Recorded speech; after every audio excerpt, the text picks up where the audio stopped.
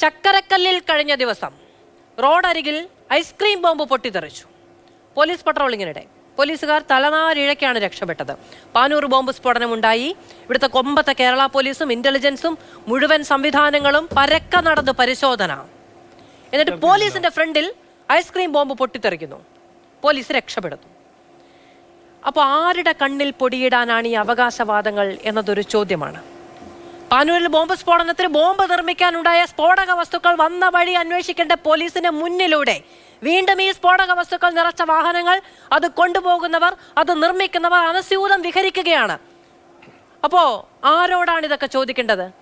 വഴിയിൽ നടന്നു പോകുന്ന കുഞ്ഞുങ്ങൾ, ആശുപത്രിയിൽ പോകുന്ന മനുഷ്യർ, ആരെങ്കിലും ഞാനോ അങ്ങോ മറ്റുള്ളവരോ പോകുന്ന വഴിക്കൊക്കെ ഇതിനിരയാകാമെന്ന അവസ്ഥയാണ് കേരളത്തിലെങ്കിൽ ആരാണതിന് മറുപടി പറയുക? അല്ല മാധു, ഇതിന് മറുപടി പറയേണ്ടത് കേരളത്തിലെ ആഭ്യന്തര വകുപ്പാണ്. അതിപ്പോൾ CPM നേതാക്കന്മാരാണ് ഭരിക്കുന്നത് എന്നുള്ളത് കൊണ്ട് അവർക്ക് അവരുടെ രാഷ്ട്രീയ താല്പര്യം മാത്രം കണ്ടാൽ മാത്രം പോരല്ലോ. കേരളത്തിലെ 3.5 കോടി ജനങ്ങളുടെ പൊതുവിലുള്ള സംരക്ഷണം ഉറപ്പുവരുത്തേണ്ടത് കൂടി ആഭ്യന്തര വകുപ്പിൻ്റെ പോലീസിൻ്റെ ഉത്തരവാദിത്തത്തിൽപ്പെടുന്ന. ഇവിടെ 1995 മുതൽ ഈ വർഷം വരെ നമ്മൾ കണ്ടിട്ടുള്ള കൊലപാതകങ്ങളുടെ ലിസ്റ്റ് എടുത്താൽ 96 രാഷ്ട്രീയ കൊലപാതകങ്ങൾ നടന്നിട്ടുള്ളതിൽ 42 BJP-കാരും 40 CPM-കാരും 5 കോൺഗ്രസ്സുകാരും 4 ലീഗുകാരും 3 പോപ്പുലർ ഫ്രണ്ടുകാരും 3 രാഷ്ട്രീയ പാർട്ടികളിൽ ഒന്നും പെടാത്ത 3 ആളുകൾ മരണപ്പെട്ട സാഹചര്യമുണ്ട്.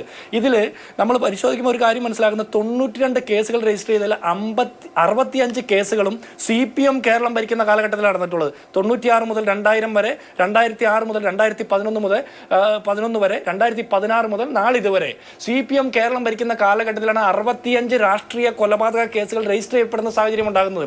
ഇവിടെ പാനൂർ ബോംബ് സ്ഫോടനവുമായി ബന്ധപ്പെട്ട കാര്യമൊക്കെ ഇവിടെ പറയുന്നുണ്ട്. 5, 6, 7 കൊല്ലം കഴിയുമ്പോൾ അത് വടകര തെരഞ്ഞെടുപ്പുമായി ബന്ധപ്പെട്ട പ്രതിരോധം തീർക്കാൻ വേണ്ടിയിട്ട് ബോംബുണ്ടാക്കിയപ്പോൾ പ്രതിരോധം തീർക്കാൻ വേണ്ടിയിട്ട് ഒഴിഞ്ഞ പറമ്പിൽ മരണപ്പെട്ടതാണെന്നും പറഞ്ഞ് അവർക്കും രക്തസാക്ഷി മണ്ഡപം ഇവർ ഉണ്ടാകും. അന്നത്തെ പാർട്ടി സെക്രട്ടറി ചിലപ്പോൾ ഉദ്ഘാടനം ചെയ്യുന്ന ഗതികേട് നമ്മൾ കാണേണ്ടിയും വരും. ഇവിടെ ഞാൻ ചോദിക്കുന്ന, മാധു ചോദിച്ച ചോദ്യം തന്നെയാണ് എനിക്ക് തിരിച്ച് CPM പ്രതിനിധിയോട് ചോദിക്കാനുള്ളത്.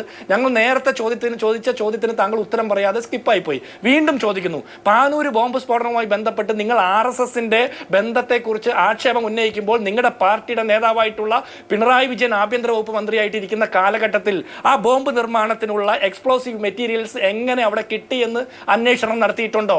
ആരൊക്കെയാണ് അതിന് പിന്തുണ കൊടുത്തിട്ടുള്ളതെന്ന് നിങ്ങൾ അന്വേഷണം നടത്തിയിട്ടുണ്ടോ?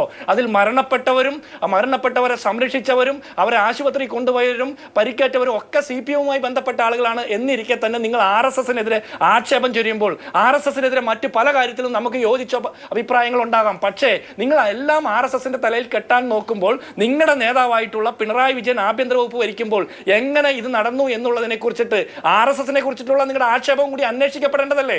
അങ്ങനെ ഒരു അന്വേഷണം തുടങ്ങിയിട്ടുണ്ടോ?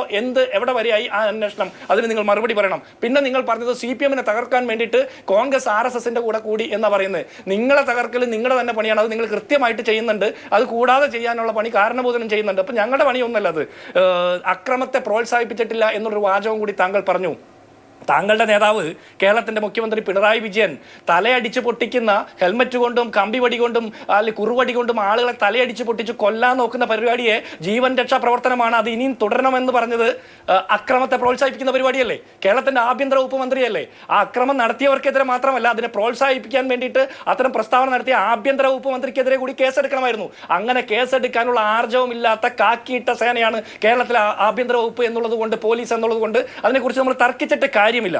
പിന്നെ അടുത്തത് നിങ്ങൾ പറയുന്ന UDF 2015 നിങ്ങളുടെ ഇപ്പോഴത്തെ ഈ പറഞ്ഞ രക്തസാക്ഷികളുടെ മരണത്തെ അന്വേഷിക്കാതെ ഞങ്ങൾ ഉഴപ്പിയെന്ന് നിങ്ങൾക്ക് ആക്ഷേപമുണ്ടെങ്കിൽ നിങ്ങൾ എന്തുകൊണ്ട് അന്വേഷിക്കുന്നില്ല എന്ന് മാധു ചോദിച്ചപ്പോൾ നിങ്ങൾ പറഞ്ഞ മറുപടി എന്താ?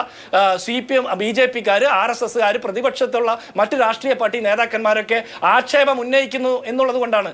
ഞങ്ങളുടെ ആക്ഷേപത്തെ പേടിച്ചുകൊണ്ട് നിങ്ങളുടെ ധീര രക്തസാക്ഷികളുടെ മരണത്തിന് ഉത്തരവാദികളായിട്ടുള്ള RSSകാരെ സംരക്ഷിക്കുന്ന ഗതികേടിലാണോ കേരളത്തിലെ CPM ഇരിക്കുന്നത്?